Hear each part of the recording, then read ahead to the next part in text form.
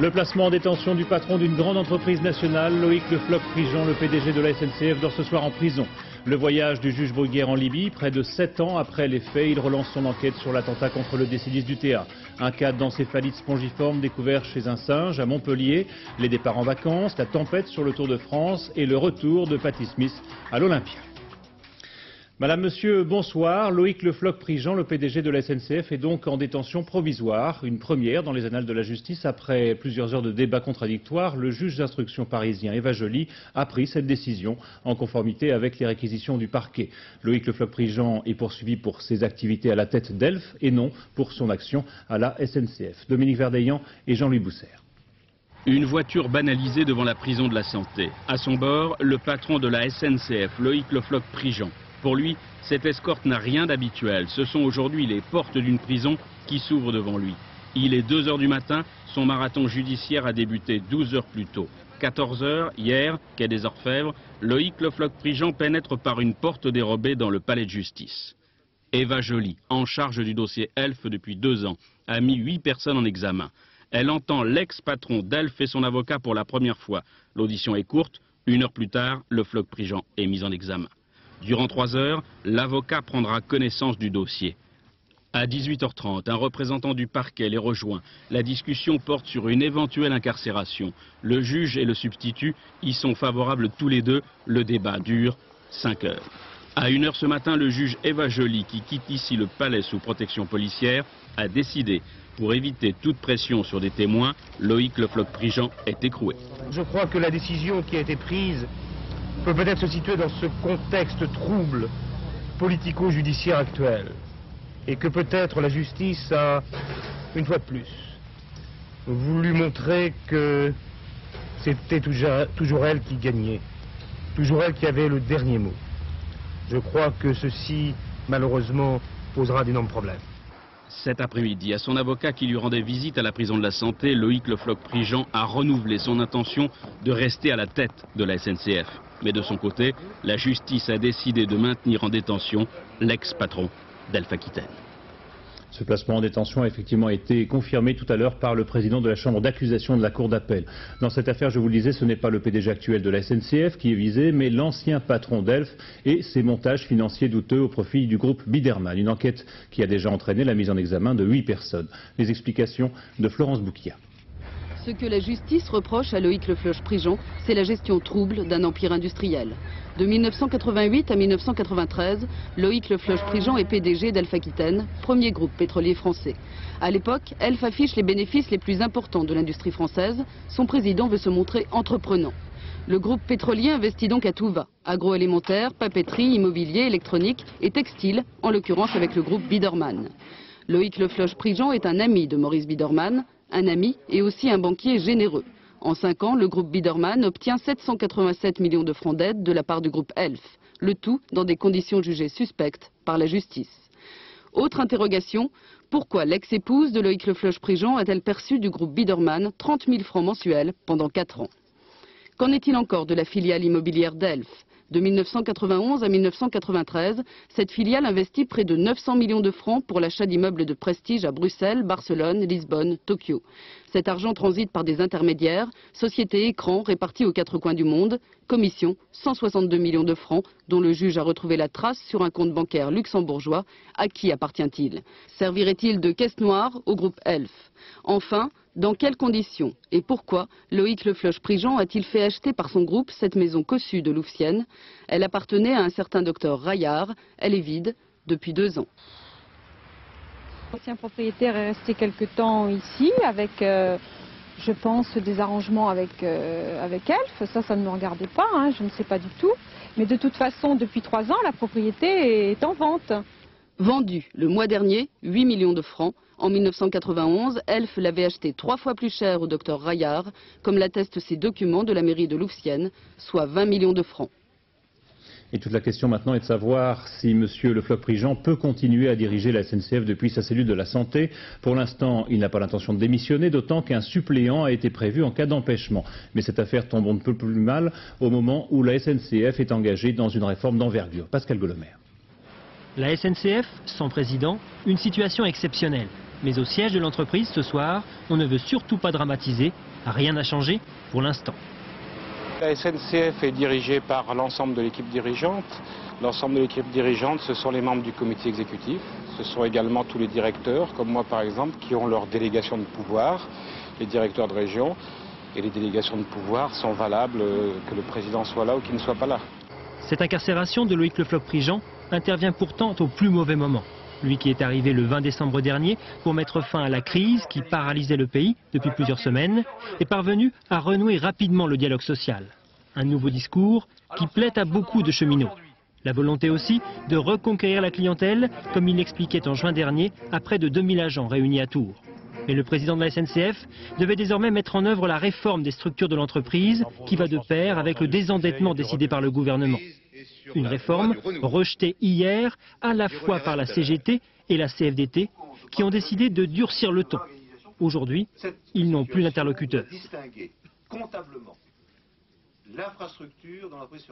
C'est un coup dur pour l'entreprise dans la mesure où on est en pleine négociation avec la direction de l'entreprise et le gouvernement sur un projet de réforme en profondeur qui touche à la fois des aspects économiques et sociaux. Là, visiblement, il y a carence de pouvoir. Combien de temps cela pourra-t-il durer? C'est désormais au gouvernement de décider du maintien ou du remplacement de Loïc Le Floch-Prigent. Alors revenons un instant avec Jean-Baptiste Prédalis sur le parcours atypique de ce grand patron proche du Parti Socialiste mais apprécié de la droite au point d'être choisi par Jacques Chirac pour tenter de redresser la SNCF. La présidence de la SNCF depuis janvier dernier, pour Loïc Le Floch-Prigent, comme le couronnement d'un parcours à rebondissement. À 53 ans, il n'est pas issu du sérail classique des grands patrons, mais il a fait carrière et cultivé de nombreux contacts. Dès 82, il est nommé à la tête de Ron Poulenc. Il a une étiquette, patron de gauche, et une méthode, des relations privilégiées avec la CGT. Il réussit le redressement du groupe. Entre deux disgrâces, durant les deux cohabitations, il s'installe en 89 à la tête d'Elf, le premier groupe industriel français, poste stratégique, puissance aux ramifications nombreuses, et aujourd'hui, des questions sur la gestion. En janvier 96, à la surprise générale, Loïc Le Floch-Prigent devient PDG d'une SNCF en crise. Maintenant, le président de la République, le Premier ministre, ayant fait ce choix, ayant nommé M. Le Floch-Prigent pour ses qualités de chef d'entreprise que personne ne conteste, mais avec la certitude qu'il y aurait de toute façon une procédure judiciaire, eh bien, ils ont, ces deux personnages de l'État, pris leurs responsabilités. C'est à eux maintenant de les assumer. Sur le cas Le Floch-Prigent menacé par la justice, le Premier ministre s'est déjà exprimé. Je considère que tant que quelqu'un n'a pas été condamné, selon les procédures normales, par un tribunal ou une cour de justice, il est présumé innocent. En 15 ans, Loïc Le Floch-Prigent s'est métamorphosé. L'ingénieur militant est devenu patron, mais aujourd'hui, c'est sa gestion de patron qui est en cause. Pour la première fois, un singe fou atteint d'encéphalite spongiforme a été observé aux eaux de Montpellier. Il aurait pu contracter cette forme d'encéphalite proche de la maladie de Creutzfeldt-Jakob en mangeant des protéines d'origine animale. Une découverte qui soulève bien sûr à nouveau la question de la transmission de cette maladie entre les espèces. Françoise Vallée et Yannick Aroussi. C'est en retravaillant sur ce cerveau, celui d'un singe mort il y a 4 ans, que Noël Bons et son équipe ont découvert le premier cas d'encéphalopathie spongiforme naturelle chez le singe. Un macaque rhésus du zoo de Montpellier qui à l'âge de 10 ans présentait des signes de sénilité précoce et qui avait dû être euthanasié. Le macaque rhésus est proche de l'homme au point de vue phylogénie. Et si on fait une enquête à tous les niveaux, dans tous les zoos, on aura peut-être d'autres animaux dans ce cas-là qui pourraient peut-être nous donner des informations intéressantes quant à la progression de la maladie. On peut imaginer avoir des stades intermédiaires. Et dans ce cas-là, c'est quand même très important puisqu'on ne peut pas les avoir chez l'homme, bien sûr. Bien sûr, cette découverte ne permet pas d'avancer l'hypothèse de la transmission de la maladie à l'homme, mais c'est peut-être un pas important dans l'étude de sa transmission interespèce. Le macaque rhésus en provenance du zoo de Londres était arrivé à Montpellier à l'âge de 5 ans. Rien pour l'instant ne permet de dire comment il a contracté la maladie. Ici, on l'a nourri avec des carottes, des pommes, des bananes un petit peu, et disons un aliment composé à base, je dis bien, de farine de poisson et non de farine de viande animale. Aujourd'hui, la cage des macaques Rhesus est vide. 3 singes sont étudiés dans un laboratoire. D'autre part, des chercheurs britanniques ont mené une expérience sur des ouistiti nourris avec des farines animales. Ils n'ont pas contracté la maladie. La transmission de la maladie de la vache folle à l'homme par voie orale est-elle possible? La réponse est encore méconnue. Les conséquences de l'interdiction de l'amiante, y compris dans les ciments. Eternit, le numéro 1 français, annonce du chômage partiel dès maintenant et sans doute des licenciements en septembre. Reportage à Thian, près de Valenciennes, Anne Mourgue et Dominique Mas. 16 heures, sortie de l'usine. Pour une centaine d'ouvriers, la dernière sortie. Ils sont en chômage partiel, leur licenciement devrait suivre. Vous auriez préféré continuer à travailler comme avant, qu'il n'y ait pas de chômage? Certainement. Et pourtant ici, 300 personnes ont contracté des maladies graves à cause de l'amiante. Souvent des cancers, triste record. Eternit, c'est aussi la dernière grande entreprise de la ville, le dernier bassin d'emploi. Autrefois 3000 salariés, aujourd'hui 300, et combien demain? Sur la Grand Place, ces jours de marché, les habitants s'interrogent, souvent fatalistes. Qu'est-ce qu'on peut faire? Parce que l'amiante, c'est quelque chose de bon, il aurait fallu trouver un produit de substitution plutôt que de fermer l'entreprise. Il n'y a plus de sidérurgie, il n'y a plus d'ouvrière, il n'y a plus rien du tout. Il n'y a plus que des petits commerces qui se cassent la figure aussi, donc non, c'est une catastrophe, c'est tout. Une catastrophe de plus pour la ville. Depuis quelques années, les commerces se ferment les uns après les autres. Thian est au cœur d'une région sinistrée.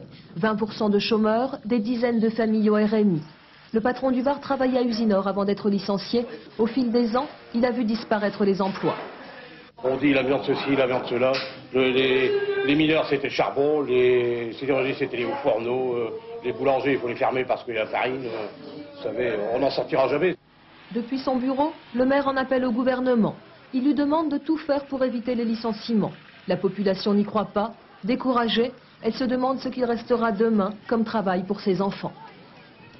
L'enquête sur l'attentat contre le DC-10 d'UTA, un attentat qui avait fait 170 morts en septembre 89. Près de 7 ans plus tard, le juge Bruguière prend enfin la direction de Tripoli. Ces investigations l'ont amené à mettre en cause de hauts dignitaires libyens, mais jusqu'à présent, et malgré les pressions de l'ONU, le colonel Kadhafi s'était toujours opposé à ce que le juge vienne poursuivre son enquête sur son territoire. Cet interdit vient de tomber et le juge s'est envolé pour Tripoli. Thierry Curtet. Ce sont les 4 hommes que Jean-Louis Bruguière veut rencontrer en Libye. 4 hauts responsables, parmi lesquels Abdellah Semoussi, beau-frère de Kadhafi et patron des services secrets. Depuis 5 ans, le juge soupçonne ces 4 hommes d'être les commanditaires de l'attentat contre le DC-10 d'UTA qui s'est écrasé dans le désert du Ténéré le 19 septembre 1989. Le juge Bruguière a bénéficié de moyens hors normes pour une enquête minutieuse. Il a acquis la certitude de l'implication des hautes sphères de l'État libyen. Chaque morceau de fuselage récupéré dans le désert a été rapporté à Paris. La carlingue a été reconstituée. On a ainsi pu déterminer où était placée la valise piégée. Pour le juge, cette valise aurait été embarquée à Brazzaville par un ressortissant libyen. La Libye a pourtant toujours démenti être responsable de cet attentat. Ils n'ont jamais trouvé de preuves. Car nous sommes les victimes du terrorisme et pas ses instigateurs. Pour les Libyens, les commanditaires sont des opposants au régime de Kadhafi. Mais ils ont toujours refusé de participer à l'enquête du juge Bruguière.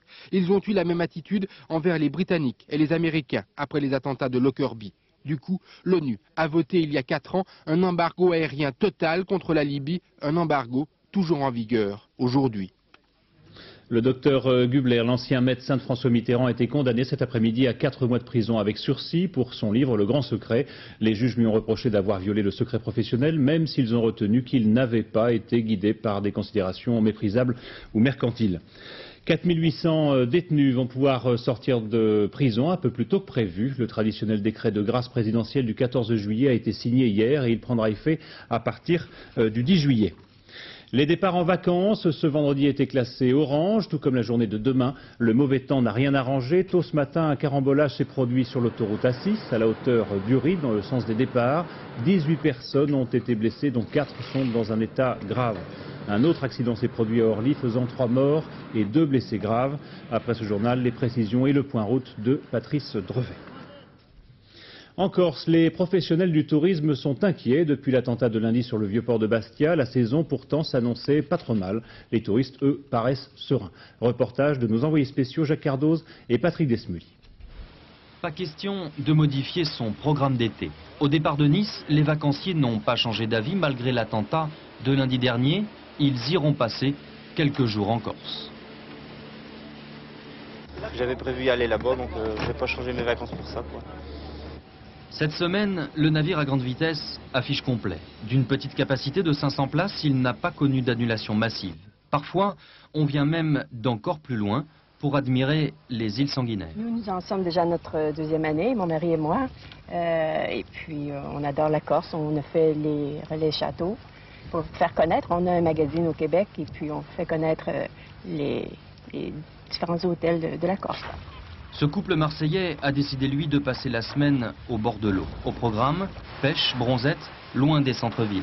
Mais n'allez pas croire pour autant que tout va pour le mieux. Si les plages sont pleines, en ce début de saison, l'inquiétude est réelle pour les professionnels du tourisme. Chaque année, on souffre, chaque année de plus en plus.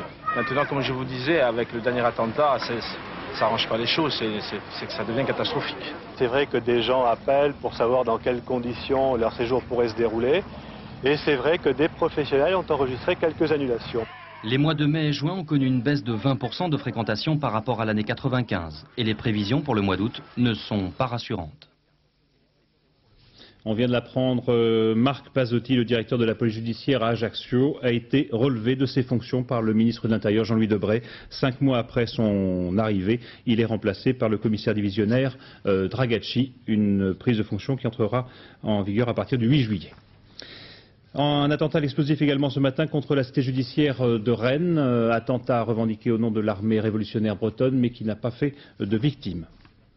Partout en France, le mauvais temps continue de sévir et ça devrait continuer, nous dit Laurent Romeshko, jusqu'à mardi. Une mauvaise blague pour les vacanciers, comme l'ont constaté François Privat et Fabien Cordier au Cap-Ferret. La dune du Pilat sous la pluie. Nuages et grand vent sur le Cap-Ferret. Alors, quand on veut absolument rester sur la plage, on emploie les grands moyens. Ou on tente de s'accrocher désespérément à son parasol. Je dis profiter de la plage parce qu'elle est déserte, alors on peut aller d'un côté et de l'autre. Pour les enfants, c'est formidable. Jouer au ballon, il ne dérange personne. Parce qu'à Nice, vous savez, hein, on est tous les uns sur les autres. Et alors, il ne faut pas penser à jouer au ballon, à quoi que ce soit. Hein.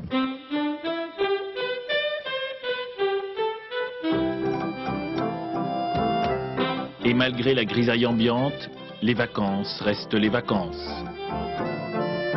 Il y a des gens qui ne sont pas venus seulement. Ah bon? C'est parti, le temps.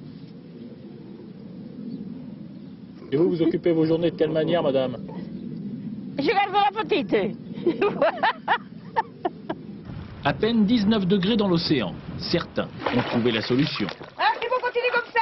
C'est bon, continue comme ça. Eh bien oui, ne me regarde pas, parce que sinon tu vas t'enfoncer. Le client se fait rare sur l'ensemble de la côte. Le moral des commerçants est à l'image du ciel. Depuis le 1er juillet, une baisse de fréquentation donc, de l'ordre de 25 à 30%. Songe d'estivants déçus, pas de beau temps avant le milieu de la semaine prochaine. Les municipales, un an après, nous continuons notre tour de France des municipalités qui ont changé de maire. C'est le cas à Tours, qui s'est séparé de Jean Royer pour basculer à gauche. Tout le débat aujourd'hui tourne autour de l'endettement de la ville et de son alourdissement éventuel occasionné par la visite du pape en septembre. Nathalie Saint-Cric et Olivier Robert. Tours, socialiste depuis un an après presque 40 ans de règne de Jean Royer. Troisième ville de France par le poids des impôts locaux, dans le peloton de tête des villes endettées. Alors, quand Jean Germain remporte la mairie, il veut certes changer la vie, mais il lui faut d'abord assainir les finances locales. Je veux absolument abaisser notre dette, la renégocier, et tout ça sans augmenter les impôts. Et pendant 6 mois, j'ai fait que de la gestion, donc c'est pas tellement amusant, matin, midi et soir, de faire de la comptabilité publique. Mais on devait avoir des belles fleurs aussi dans la tour Charlemagne. Oui, on va voir. Mollo mollo? Non, pas mollo mollo, mais juillet. Des économies donc avant de reprendre les investissements, des priorités aussi, école et logement social. Et pour l'avenue du Très-Saint-Père, on ravale, on restaure, basilique et cathédrale, le patrimoine tourangeau, mais on ne va pas plus loin. Laïcité de l'État et rigueur financière sont à l'ordre du jour. Je trouve que nous sommes suffisamment endettés à la ville de Tours, sans ajouter... Qu'est-ce que ça va nous apporter le pape? tout le monde entier, ils vont connaître la ville de Tours d'un coup. En dehors des médias, qu'ils doivent être bien reçus, parce que ça me paraît normal. Pour le reste, ça suffit ce qui a été fait. La ville de Tours accueillera le pape dignement. Il y aura des retombées touristiques, médiatiques de niveau international. Et en même temps, nous ne mettrons pas le petit doigt dans le financement d'activités religieuses. Mais malgré ces précautions, Tours comme Reims a son collectif anti-pape. Les ravalements de façades et autres restaurations de monuments y sont vus d'un mauvais œil. Nous, que le pape vienne à Tours ou ailleurs, ça ne nous pose aucun problème. Par contre, que l'on finance cette venue, ça nous pose beaucoup de problèmes. En plus, le pape, c'est pas un personnage neutre, il dit beaucoup de choses qui sont limites. Critique de gauche, mais aussi sainte colère des autorités religieuses. Ce qui est jugé limite à l'archevêché, c'est la décision du maire, accusé de profiter des retombées de la visite du pape, mais en refusant de verser son obole. Je ne pense pas qu'un pape vienne régulièrement à Tours. Le dernier, c'était au XIIe siècle, je ne sais pas quand viendra le prochain. Et ce dont je suis sûr, c'est qu'il n'y a pas souvent des hommes politiques ou des événements qui attirent plusieurs dizaines de milliers de personnes. Et tout en disant qu'on ne peut pas s'engager, la ville et je pense bientôt le Conseil général cherchent tout à fait à tirer profit de l'événement. Alors Jean-Paul II saura-t-il, en traversant cette bonne ville de Tours, dans sa papa mobile, que tant d'histoires de sous agitèrent la cité, lui qui vient honorer Saint-Martin, l'homme au manteau partagé, le saint des pauvres et des exclus. À l'étranger, Alger n'avait pas connu une telle fête depuis longtemps. Un concert de musique raï près des quartiers réputés islamistes de Belcourt et d'El Madania. Une musique interdite par les groupes armés intégristes. Véronique Tavon. Un concert sous haute surveillance policière, une fouille très stricte aux abords de l'esplanade de Riyad el-Fitr. Pour la première fois depuis 5 ans, le cœur d'Alger s'est laissé emporter par les sonorités de la musique raï. Dès le début de l'après-midi, des milliers de jeunes, des garçons, des filles, se sont pressés pour écouter la musique interdite par le GIA dans un quartier de la capitale réputé être un fief des groupes islamistes. Et pour cette fête de la jeunesse, jour anniversaire de l'indépendance, ils ont donc tenu à répondre présent, montrant ainsi qu'ils bravaient les interdits islamistes et qu'ils avaient soif de pouvoir enfin vivre cette jeunesse dont ils ont été dépossédés depuis plusieurs années. Et pour ce concert exceptionnel, une présence elle aussi exceptionnelle. Pour Sheba Zawinia, celle que tous ici appellent la diva de la musique raï, ce concert marquait un grand retour.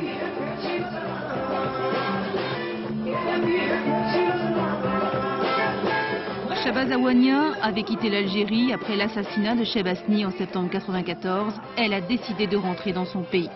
Mais hier soir, au cours de cette grande fête de la musique raï, il y avait un absent, Khaled, et un souhait exprimé par des milliers de jeunes, pouvoir bientôt l'entendre chanter lui aussi à Alger. Jacques Chirac entame demain une visite officielle en Arabie Saoudite, un voyage éminemment politique au lendemain de l'attentat qui a coûté la vie à 25 soldats américains sur une base saoudienne. Monsieur Chirac devrait rencontrer le roi Fahd d'Arabie Saoudite, mais aucune date n'a été fixée en raison de l'état de santé du souverain saoudien. Portrait d'une famille régnante, Philippe Rochaud et Jacques Gérard. Les Saoudiens ne connaissent guère du roi que ses quelques portraits accrochés sur les bâtiments officiels ou ses apparitions fugitives à la télévision. Le roi Fahd ne bouge plus de son palais de Jeddah sur les bords de la mer Rouge. Après son embolie cérébrale, il a dû passer les rênes du pouvoir au prince héritier Abdallah, le chef de la garde nationale, mais aujourd'hui il a repris les commandes, malgré son état de santé. Le pouvoir est donc partagé entre un roi malade et son demi-frère de 73 ans, dont l'autorité n'est pas forcément reconnue par le reste de la famille royale. Mais son entourage affirme que le pouvoir n'est pas vacant. Si vous regardez bien l'histoire de l'Arabie Saoudite et tous les changements à la direction du pays, eh bien vous voyez que les successions ont toujours pu se passer en douceur. Et cela même dans les circonstances les plus difficiles. Mais l'important pour la famille Saoud est de respecter l'alliance entre le sabre et le Coran, née ici lors de la prise de ce château de Riyad par Ibn Saoud au début du siècle. Il a fondé l'Arabie sur ce lien avec les religieux et ses fils, comme Fahd ou Abdallah, sont chargés de perpétuer le système et la tradition. Mais le régime est de plus en plus contesté, surtout depuis la guerre du Golfe, où la sécurité du pays est assurée par les Américains. Les derniers attentats de Riyad et de Daran, où 25 Américains ont trouvé la mort, ont mis le doigt sur la dépendance de l'Arabie vis-à-vis des États-Unis, et les Saoudiens n'hésitent pas à le dénoncer. Je pense que les États-Unis doivent réduire leurs forces ici, en Arabie et dans les autres pays du Golfe, et laisser les Arabes prendre leurs propres décisions. Mais l'opposition veut aussi donner des leçons d'islam à la famille royale qu'elle accuse de corruption alors qu'elle s'est proclamée gardienne des lieux saints d'Arabie. Le sud de la Chine connaît en ce moment les pires inondations de son histoire depuis 150 ans. 237 personnes ont déjà été emportées et 3700 autres blessées. Au total, ce sont 12 millions de personnes qui sont touchées par ces inondations. Des tentes, des couvertures, des médicaments devraient être acheminés vers la Chine. Le gouvernement de Pékin a en effet décidé d'accepter exceptionnellement l'aide internationale. La 6e étape du Tour de France s'est encore déroulée dans la pluie et le vent. Une vraie tempête s'est abattue sur la grande boucle entre Arc-en-Senans et Aix-les-Bains, étape remportée par le néerlandais Bogaert. Stéphane Helot, en revanche, conserve bien sûr son maillot jaune. Claire Reynaud et Pascal Caron. Tout commence dans la joie et la bonne humeur ce matin. Un peloton uni qui progresse paisiblement dans les vertes vallées jurassiennes et l'on se dit qu'après une semaine de course, les coureurs vont enfin bénéficier d'une météo clémente. Mais très vite, les premières gouttes de pluie apparaissent et l'averse se transforme en déluge. Un déluge qui va durer plus de 5 heures et faire de cette étape un véritable enfer. Le vent violent, la pluie battante et le froid viennent à bout des plus coriaces. Comme Cyril Saugrin, vainqueur à Madine il y a 2 jours et qui jette l'éponge, la mort dans l'âme. Au total, 12 coureurs, dont l'ex-champion de France Eddy Seigneur ou encore l'ancien champion du monde Lance Armstrong, abandonnent en cours de route. À l'arrivée, pourtant, les rescapés trouvent encore de l'énergie pour disputer un sprint et c'est un jeune néerlandais de 24 ans, Michael Bogaert, qui s'impose sur le fil. C'est la première victoire de sa carrière, mais il attendra d'être bien au chaud dans le bus de son équipe pour répondre aux sollicitations des médias. Pour la presse d'ailleurs, c'est aussi le déluge côté interview, car tous les coureurs n'ont qu'une seule idée en tête, rentrer à l'hôtel. Après une telle journée, on n'a pas vraiment envie de s'épancher. On est quand même des guerriers tous là, mais bon, quelquefois on peut avoir le moral dans les sockets, mais ça n'empêche pas que demain sera un autre jour. Demain, c'est la première étape de montagne et on annonce de la neige à 2000 mètres d'altitude. L'enfer aujourd'hui ne faisait peut-être que commencer. Et un mot de tennis pour vous dire que Steffi Graf a échappé à l'hécatombe des têtes de série à Wimbledon. Elle a remporté sa demi-finale face à la japonaise Kimito Date. En revanche, les autres rencontres d'aujourd'hui n'ont pu avoir lieu à cause de la pluie. Elles ont été reportées à demain. Un peu de soleil maintenant avec l'évocation des 50 ans du bikini, une invention française au lendemain de la guerre, fêtée, allez savoir pourquoi, au musée de la guerre à Londres. Bernard Lebrun. Évidemment, on n'avait jamais vu ça dans l'enceinte du très sérieux musée de la guerre de Sa Majesté. N'y voyez ni provocation ni impudeur, il s'agit bien d'un hommage de nos voisins britanniques au génie de la mode française. Aujourd'hui, le 5 juillet, c'est le 50e anniversaire des bikinis. Ici, on est tout aussi dévêtus, mais ce n'est peut-être pas pour nager, c'est plutôt pour se faire voir. C'était la première collection de maillots de l'après-guerre. Le 2 pièces existait déjà en 1939, mais voici qu'il revient avec une surface de tissu diminuée. Enfin, critique-t-on en voyant ces modèles classiques qui ne sont rien par rapport à la bombe lancée ce jour-là par le couturier Louis Réard. Sologne remet à la gagnante une coupe dans laquelle tiendrait à peine son maillot. Mais voici mieux, cherchez le maillot. Le comique Andrex en est tout scandalisé, mais pas la concurrence, qui semble fort satisfaite. En voici l'exacte reproduction, avec journaux d'époque. Et de quoi parlent-ils, ces journaux? Comme en France, du très contesté essai nucléaire américain sur l'atoll de Bikini, qui s'est déroulé 5 jours avant. Et c'est ainsi que le bikini naquit. Christabel s'en souvient, elle était mannequin, elle avait 20 ans, et dans la société pudibonde anglaise d'après-guerre, bikini, le maillot, fit aussi l'effet d'une bombe. C'était très osé et beaucoup de gens étaient horrifiés. Mais c'était décent, ça n'avait rien d'indécent. 1, 2, 3, elle tremblait de montrer quoi? Il faudra attendre les années 60 et la version mondiale de cette chanson qui le popularisera pour que le bikini ne soit plus interdit sur les plages. Mais les meilleurs avocates du petit 2 pièces resteront les stars de l'époque. Marilyn Monroe, Brigitte Bardot et Ursula Andress. Voilà, c'était à Londres. Un autre défilé maintenant, mais cette fois à Florence, en Italie, la ville choisie par Armani pour présenter sa collection masculine pour l'été 97, avec aussi maillot de bain, et Marie-Josée Le Picard et Marc Millet.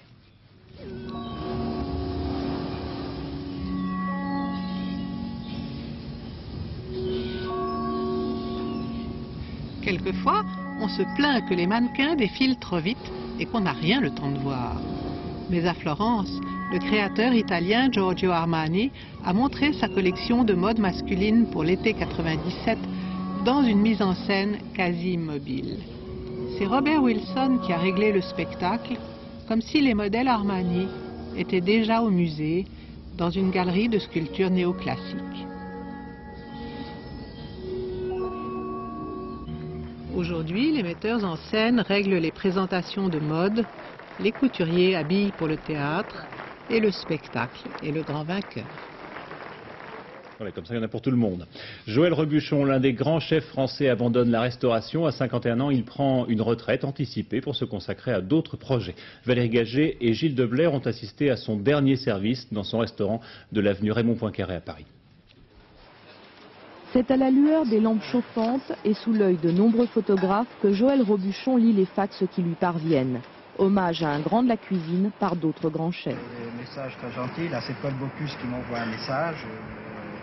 En te souhaitant bonne chance, l'avenir t'appartient, félicitations, aujourd'hui c'est une grande dernière, demain une grande première dans ta nouvelle vie, les époques changent. Enfin, Foyer Girardet, j'ai reçu beaucoup de témoignages de sympathie et c'est vrai que c'est peut-être ce qui est un peu le plus émouvant aujourd'hui.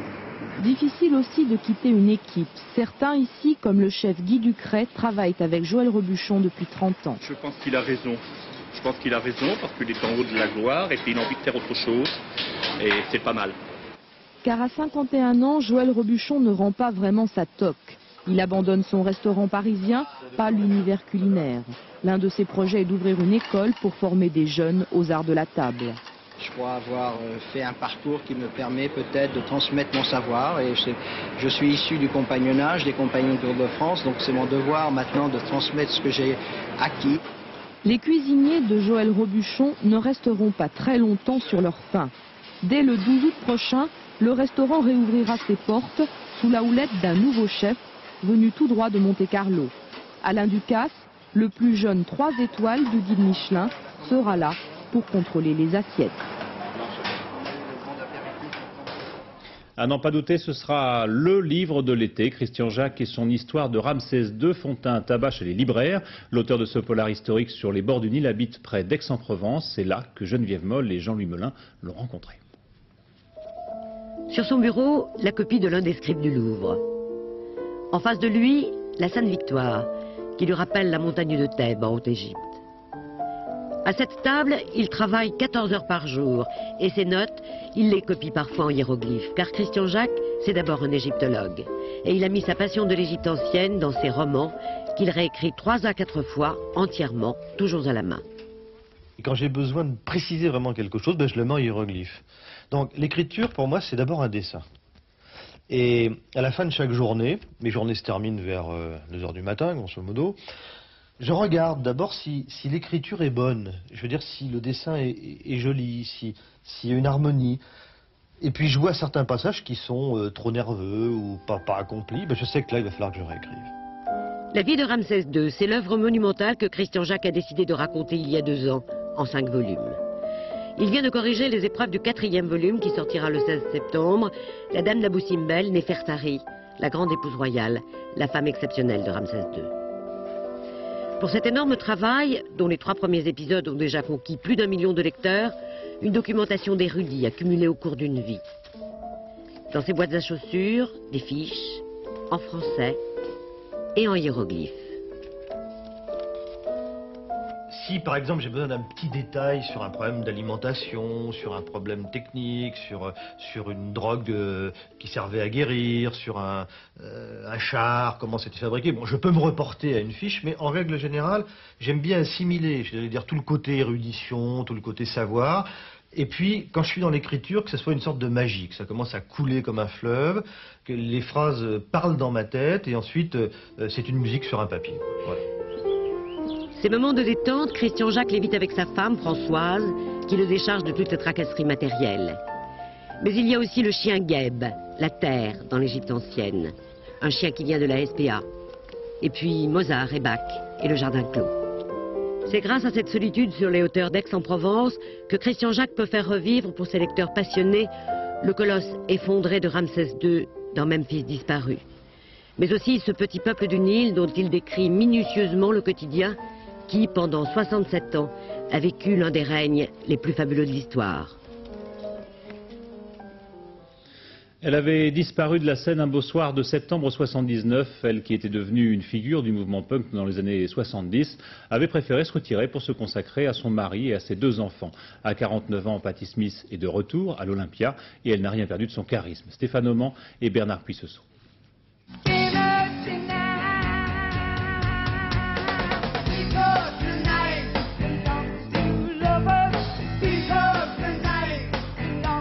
Dégaine d'éternelle étudiante, l'égérie du romantisme enragé des années 70 remonte sur scène après 17 ans de silence.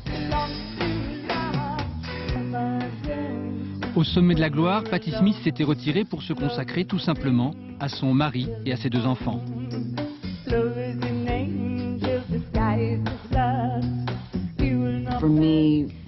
Pour moi, le rock'n'roll n'a toujours été qu'un aspect de mon travail. Quand je me suis retirée, j'ai continué à écrire des textes et à étudier. La musique ne m'a jamais manqué. Ce qui m'a manqué, c'est la camaraderie de mon groupe et le public. À 49 ans, Patti Smith se lance dans une tournée européenne. Entre rage et poésie, elle alterne ses tubes et ses nouvelles chansons. Alors évidemment, les vieux admirateurs sont partagés. C'est un petit peu trop calme, quoi. Ça manquait, je voulais quelque chose de plus rock. C'est plus cool, c'est plus triste, quoi. Mais c'est bien quand même. J'ai pas été déçu, c'était superbe. Même si elle achète des cheveux gris, un peu comme moi, la Dvorès, ouais. Elle est géniale. On est des vrais rockers et des durs et des purs. Je peux vous dire qu'elle a pas du tout un au lit.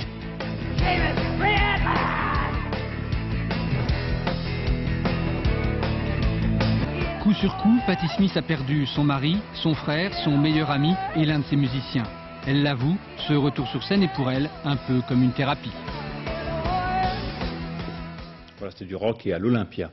C'est la fin de cette édition, merci de l'avoir suivi. Tout de suite, la météo de Laurent Romeshko, le point route. Le dernier journal, ce sera Florence Daucher vers 0h15. Je vous retrouverai quant à moi demain à 13h et aux alentours de 20h. Bonne soirée sur France 2.